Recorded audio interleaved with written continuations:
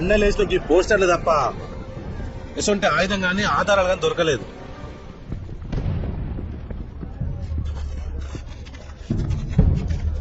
ఏమన్నా ఉంటే ఇక పోరగాలే చెప్పాలి. ఇక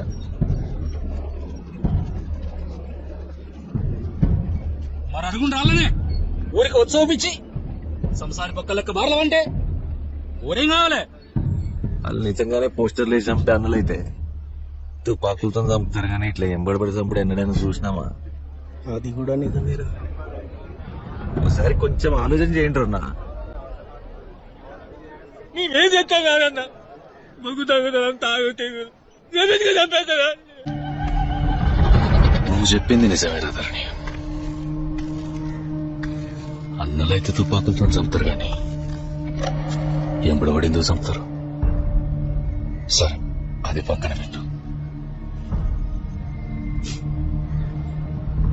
ఈ దెబ్బేంద్ర నెత్తి మీద అన్నా సైకిల్ మీకు కింద పడ్డాడనా? ఒరే దమ్మో, సొట్టగా చెప్పు. సీసస్ తలకాయ కేసి కొట్టుకున్నానా? ఇది రాత్రి ఇంతలక ఈడు వలకు కొట్టుకున్నదే యాదికి లేదు. ఇంకా తాగి ఏం చేసిండో ఏం యాదికున్నది? తాగి మర్చిపోవడు తప్పు కాదు, తప్పు చేసి మర్చిపోవడు తప్పు. తాగి పోలీసు వాళ్ళని కొట్టిండు, వారిని వాళ్ళకి కొట్టిండు, మందిళ్ళలో పోయి లొల్లి చేసిండు. సరే ఇవన్నీ చిల్లర పనులు ఇడిచేద్దాం.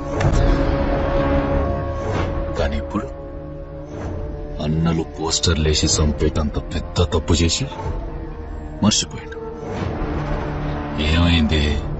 4 బాణాలు వాడదాని జీవితం. ఈయన దరిద్రం ఏందంటే ఈయన దోస్తి ఈడి చేపట్టే సచ్చిందనేది కూడా ఈయనకి యాదికి లేదు.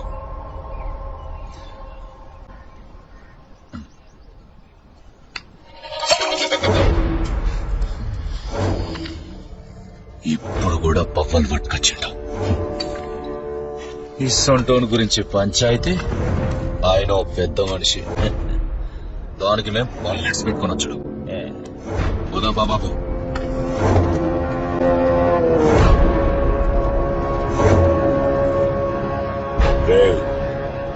తాగినప్పుడు అది ఒక్కడిని ఇడిచిపెట్టకుండా జర జాగ్రత్త.